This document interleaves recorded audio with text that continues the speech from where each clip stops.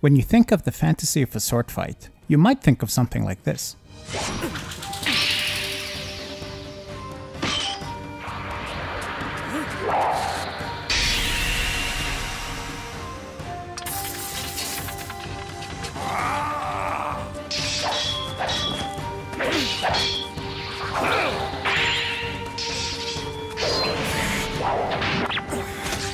And if you pick up and play Sekiro, you might find that their combat system executes really well on the fantasy of a sword fight.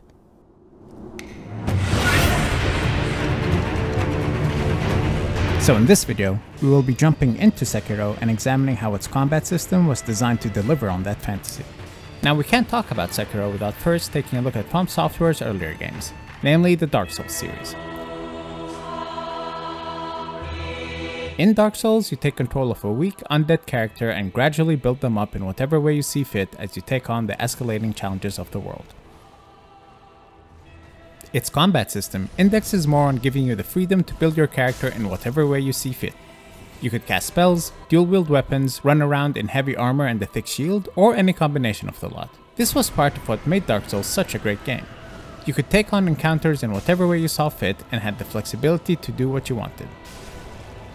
Comparatively, Sekiro's combat system is a lot more narrow in scope, and because of that, the developers could focus more on realizing just one of the many fantasies that were available in Dark Souls, namely squaring up with your adversary and exchanging blows. The combat system in Sekiro is actually the latest iteration of the parrying system that was introduced all the way back in Demon Souls. Using specific items, you could press a button at the right moment to parry an attacker's strike, leaving them exposed to a devastating attack. Now Sekiro took this mechanic and built its whole combat engine around it. So if you want to find success in Sekiro, you have to first accept this playstyle and then master it. Which is a bold design choice, especially when you consider that in earlier games like Dark Souls, people mostly used mobility, dodging, and the ability to outlevel their opponents to overcome hard fights. In Sekiro, each character now has a bar that represents their posture. The more perfectly you deflect an enemy's attacks, the quicker that bar fills up. And when it fills up completely, you open your opponent up to a devastating attack. These devastating attacks are meant to be the climax at the end of a difficult exchange, and are usually pretty satisfying and fun to watch.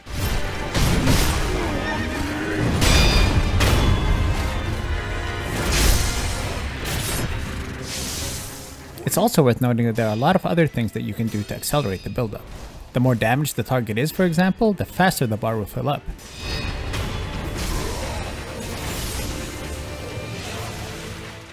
And there are also a few skills that you can opt to take that'll make the bar fill considerably faster. All this makes Sekiro's combat feel different compared to earlier FromSoftware games. Where in Dark Souls you rolled around and generally tried to outposition your opponent, in Sekiro you square up and face them head-on, exchanging blows until someone is defeated. Now if you wait too long without engaging your opponent, the bar will gradually begin to empty, which funny enough makes you care less about your opponent's health and instead focus more on their posture. This leads to some amazing moments of gameplay like the one you see here, where I risk fighting my opponent with low health because I know that they are only a few parries away from being defeated, and if I waited too long, he'll reset his posture. This feels phenomenal and is an amazing execution of the fantasy of being in a sword fight. A lot of your attention is focused on parrying blows and less on actually striking your opponent. It is also worth noting that they do so many clever tricks here with sound and visual effects to encourage you to engage with the system. For example, this is what a block feels like.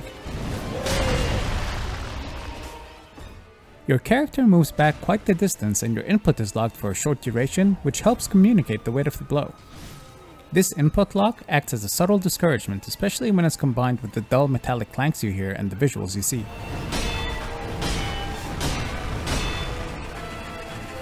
On the other hand, this is what a perfect parry feels like. Notice how your character barely moved at all and you were able to sneak in a few attacks right after. Also, the sounds you hear and the visuals you see are a lot more encouraging this time around.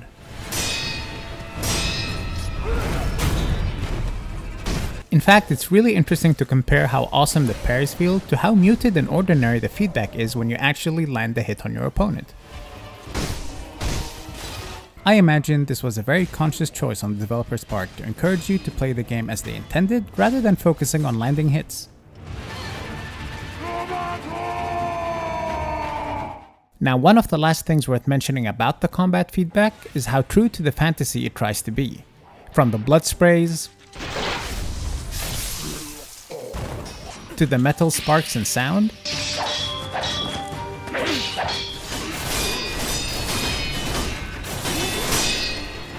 to even how you and your opponent end up circling one another.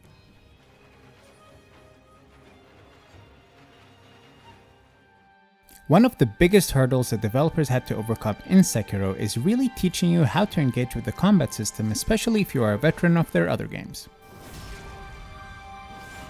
If you didn't know any better, you might pick up Sekiro and try to play it like most other FromSoftware games and struggle because of it. While dodging and blocking are a part of Sekiro, they should be used sparingly compared to their other games, and you should instead focus on your parries. An even bigger consideration is your opponent's health. Since you do very little damage and cannot rely on outleveling your opponent in Sekiro, trying to deplete your opponent's health bar can be really discouraging, especially in mini-boss and boss fights that have multiple health bars. Another thing worth noting is how subtly different the encounters feel in Sekiro. While bosses in earlier games would often have windows where you could wail on them, in Sekiro you'll find that bosses, mini-bosses, and even lesser enemies block and deflect your attacks way more often than they used to the point where it might feel like there's no breathing room. This makes sense if you're squared up and exchanging blows with your opponent, since you don't want long windows of time for the parry bar to reset, but feels incredibly punishing if you're running around looking for an opening. For 10 years, fans of FromSoftware games have been playing in a certain way that feels counter to what's expected in Sekiro. So the devs had to first break you out of your old habits, and they did so by using the first few encounters in the game to teach you different concepts. The first mini-boss you encounter is General Nomori. It's an epic 1v1 fight against another human that also wields a sword, which plays to all of this combat system's strengths. Nomori is significantly tougher than most opponents you've encountered up to this point. He blocks most of your attacks, and when you do manage to land a strike, he takes very little damage compared to how much damage he deals to you. And so, to get past Nomori, you have to start coming to terms with the combat system and focus less on his health and more on his posture.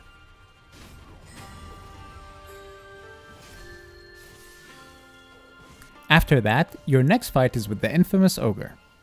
This is a significantly tougher encounter, but the developers elected to put two characters before the fight to give you a clue on how to deal with them.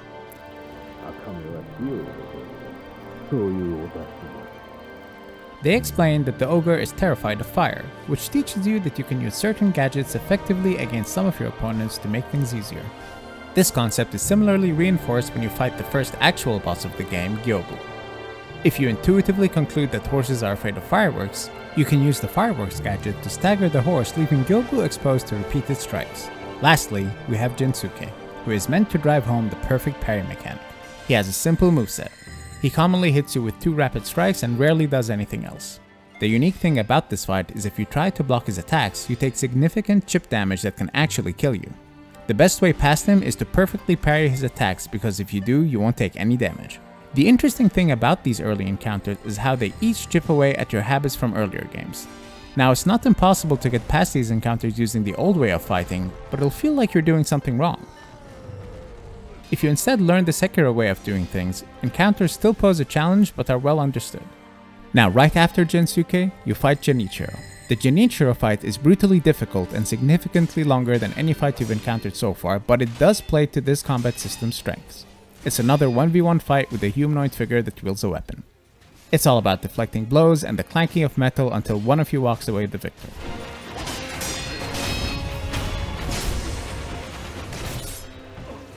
The fantasy of this fight is played up incredibly, especially when you factor in the setting, the music, and the phenomenal backdrops.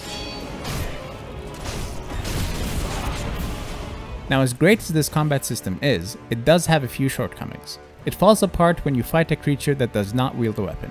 Sekiro's most notorious bosses all fall under this category. Encounters like the Ogre fight or the Raging Bull fight are hard to wrap your head around because they seem to fall under the old method of combat. You can't really stand your ground with these fights. You have to instead run around and look for opportunities to strike. These encounters always feel like much harder fights because it goes against what makes this combat system tick. Most of Sekiro is filled with humanoid figures that fight you with a weapon, which are the sort of encounters this combat system was made for, but it flounders whenever you fight anything that isn't that. A clear example of the juxtaposition of these two styles is when you fight another infamous boss, the Guardian Ape. The first half of the fight is hectic and difficult as you run around the raging ape looking for some opening to strike. But in the second half, when it takes up a sword, the fight becomes a lot easier since you can just fall back on standing your ground and deflecting attacks.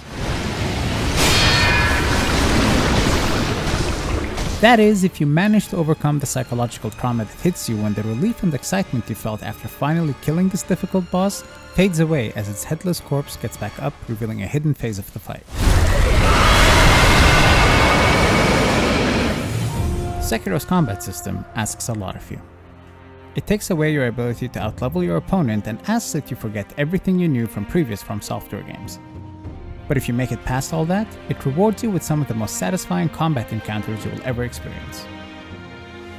In fact, Sekiro's final bosses are honestly some of the best boss fights I've ever seen in any game because it demands that you master everything the game has taught you in order to succeed, and I could honestly make a whole video just about these final bosses.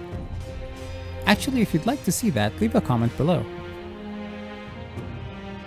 Thanks for watching, and welcome to all our new subscribers from last month's video. I was blown away by everyone's comments on the Horizon video, and I hope to keep the momentum going by releasing more quality content for you all to enjoy. If you liked this video, or anything on my channel so far, please leave a like, subscribe if you haven't done so already, and share this video with as many of your friends as possible as it helps me tremendously. Thanks again, and see you all next time.